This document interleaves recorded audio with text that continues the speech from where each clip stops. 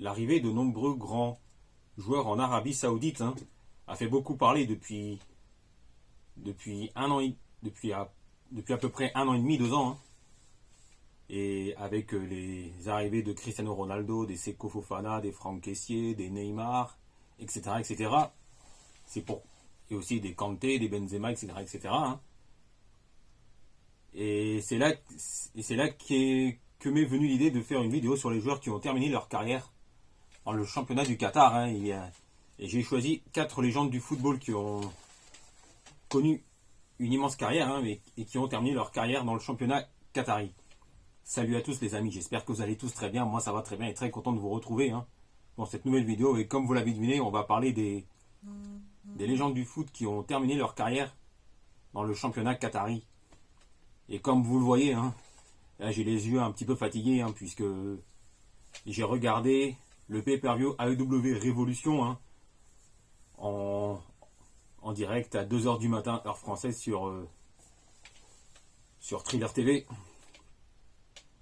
Et le pay-per-view était vraiment au top du top avec la légende Sting qui a terminé son immense carrière avec une victoire prestigieuse. On va y arriver. Et juste avant de démarrer, n'hésite pas à t'abonner et cliquer sur la petite cloche pour être informé de la sortie des prochaines vidéos. Et aussi, n'hésite pas à me suivre sur mes réseaux sociaux, Facebook, Instagram, YouTube, X, alias Twitter. C'est parti, ça démarre. Premier joueur que j'ai choisi, premier joueur légendaire qui a terminé sa carrière au Qatar, que j'ai choisi en premier, c'est Franck Leboeuf. Et comme vous le savez sans doute, Franck Leboeuf a un des meilleurs palmarès du football français. On connaît son grand palmarès, champion du monde 98, champion d'Europe en 2000 avec l'équipe de France, et aussi vainqueur de la Coupe des Confédérations en 2001. Et Franck Leboeuf a aussi une carrière plutôt pas mal en club, avec Strasbourg. Ensuite, il a rejoint Chelsea à la fin des années 90, au début des années 2000,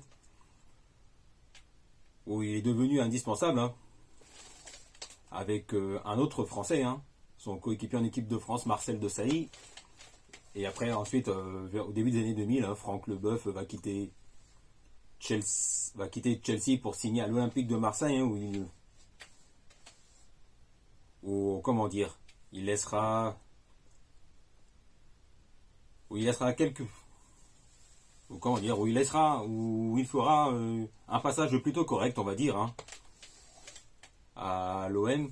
Et après, Franck Leboeuf quitte l'OM et s'en va terminer sa carrière au Qatar dans le club de Al Sadd, si j'ai bonne mémoire. C'était vers 2003-2004, si je ne me trompe pas. Enfin, dites-moi si c'est ça en commentaire, car j'ai peur de dire une bêtise. Donc dites-le moi en commentaire si c'est bien ça, on ne sait jamais. Après, autre joueur qui a terminé sa carrière au Qatar, c'est le coéquipier de Franck Leboeuf en équipe de France, c'est Marcel Desailly. Et on connaît tous l'énorme palmarès de Marcel Desailly, que ce soit en club ou en équipe de France. Et en club, Marcel Desailly a été le premier à avoir remporté la Ligue des Champions 2 années de suite avec 2 clubs différents, avec l'OM en 93 et le Milan AC en 94. Et après, on connaît la suite. Marcel Desailly a été champion du monde 98 et champion d'Europe 2000 avec l'équipe de France de football, et aussi vainqueur de la Coupe des Confédérations en 2001. Et Marcel Desailly a terminé sa carrière internationale avec 116 sélections en équipe de France. Et en club, Marcel Desailly, c'est l'OM, le Milan AC, où il a à la fois joué défenseur central et au milieu de terrain, ce qui marchait très très bien à l'époque. Et après, Marcel Desailly va quitter le Milan AC pour signer à Chelsea, où il va marquer l'histoire, où il formera la charnière centrale des Blues avec son coéquipier en équipe de France, Franck Leboeuf, que j'avais évoqué il y a quelques instants plus tôt dans cette vidéo. Et Marcel Desailly va marquer l'histoire de Chelsea, où il va devenir rapidement indispensable. Et où il où il jouera la plupart de son passage de sa carrière à Chelsea en défense centrale, même si il pouvait jouer milieu de terrain.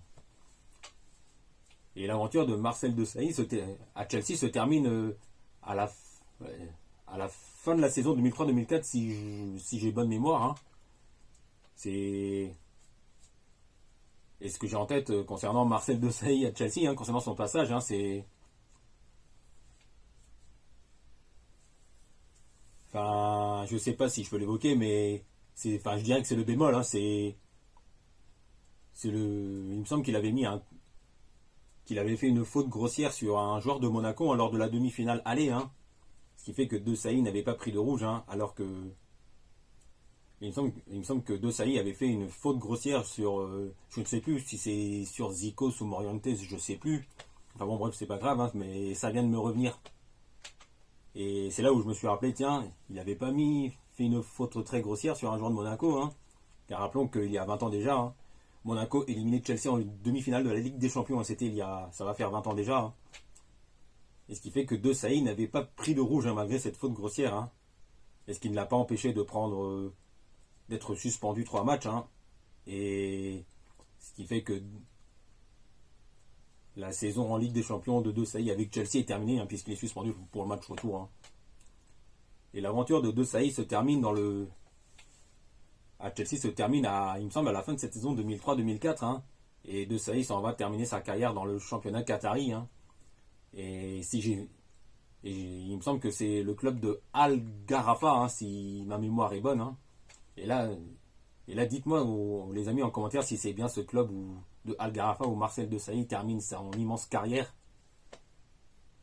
Car là aussi, j'ai peur de dire une bêtise. Donc, dans le doute, n'hésitez pas à le dire en commentaire.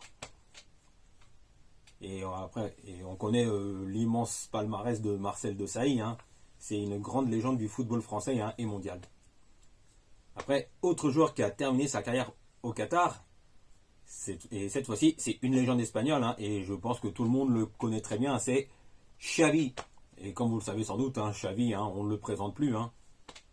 Xavi, c'est un énorme palmarès au Barça, vainqueur à plusieurs reprises de la Liga, de la Coupe d'Espagne, et aussi 4 fois vainqueur de la Ligue des Champions en 2006, 2009, 2011 et 2015, où Xavi a été un élément important au milieu de terrain avec Busquets et Iniesta. Et avec l'équipe d'Espagne, on connaît l'énorme palmarès de Xavi. 2 fois vainqueur de l'Euro en 2008 et 2012 et vainqueur de la Coupe du Monde 2010 avec l'Espagne. Et l'aventure de Xavi au Barça se termine à la fin de la saison 2014-2015, où Xavi va faire sa dernière très belle saison. Et après cela, Xavi va terminer sa carrière dans le club de Al Sadd au Qatar, où il continuera de briller en terminant sa carrière tranquillement dans le championnat qatari. Et après, on connaît la suite.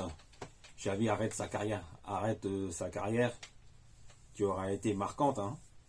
Et il sera l'entraîneur de Al Sadd durant un petit moment. Et ensuite, il reviendra au Barça au poste d'entraîneur, malgré quelques débuts intéressants en tant qu'entraîneur. En ce moment, on va pas se mentir, pour Xavi, c'est vraiment, en ce moment, c'est compliqué au Barça. Et à l'heure actuelle, à l'heure où je tourne cette vidéo, le Barça est un peu en difficulté, bien que le Barça soit dans les 4 premiers du championnat espagnol. Et à la fin de la saison, ça va vraiment être compliqué pour Xavi de rester au poste d'entraîneur du Barça, vu les résultats un peu en dents de scie. Et après, autre joueur que j'ai choisi et qui a aussi terminé sa carrière au Qatar, c'est Samuel Eto'o. Et comme vous le savez sans doute, Samuel Eto'o, un des meilleurs palmarès du football africain. Vainqueur de la CAN avec le Cameroun en 2000 et 2002. Et en club, c'est tout simple. C'est un très très grand palmarès à Samuel Eto'o. Vainqueur de la Liga avec le Barça à plusieurs reprises, vainqueur de la Coupe d'Espagne, vainqueur de la Ligue des Champions avec le FC Barcelone en 2006 et 2009. Et d'ailleurs, c'est Eto'o qui marque le but de l'égalisation en finale de la Ligue des Champions 2006 face à Arsenal. Hein. C'est lui qui marque le but de l'illégalisation qui va relancer le Barça. Et après, on connaît la suite. Hein. Passe décisif de Larsson pour le but de Belletti qui marque le but de la victoire au Stade de France en 2006. Mais bon, ça, c'est une autre histoire. Et après, Samuel Eto'o signe à l'Inter de Milan à l'été 2009 dans le cadre d'un échange de joueurs avec Zlatan Ibrahimovic qui lui fait le chemin inverse. Et Samuel Eto'o hein, bien que pur numéro 9 à la base, hein, va se retrouver à jouer ailier droit. Hein, car il y a beaucoup de concurrence à la pointe de l'attaque de l'Inter, car il y a Diego Milito hein, qui va devenir un élément indispensable en numéro 9, hein, ce qui va faire passer Eto'o ailier droit. Hein, et ça fonctionne, hein, puisque c'est dans ce rôle-là qu'Eto'o va faire une de ses meilleures saisons hein, en club. Hein. Et par la même occasion, hein, Samuel Eto'o hein, à la fin de la saison 2009-2010 hein, rentre lui aussi dans l'histoire en devenant, après Marcel Desailly, Paulo Sousa et Gérard Piqué, hein, Samuel Eto'o devient le 4e joueur à remporter la Ligue des Champions 2 années de suite avec 2 clubs différents, hein, avec le Barça en 2009 et l'Inter Milan en 2010. Et ce qui est historique hein, dans l'histoire de la Ligue des Champions. Hein. Et tout ça, c'est grâce à José Mourinho hein, qui a été au top hein, au poste d'entraîneur de l'Inter en 2010. Et après, on connaît la suite. Hein. Eto'o va quitter le club en 2011 où il va rejoindre le club de Landzi Makachkala. Hein, j'espère que je le prononce bien. Hein, qui va rejoindre le championnat russe où il a précisément Landzi avec des joueurs, des top players hein, comme la Sanadiara, Willian, etc., etc. Et aussi même Roberto Carlos, hein, si j'ai bonne mémoire.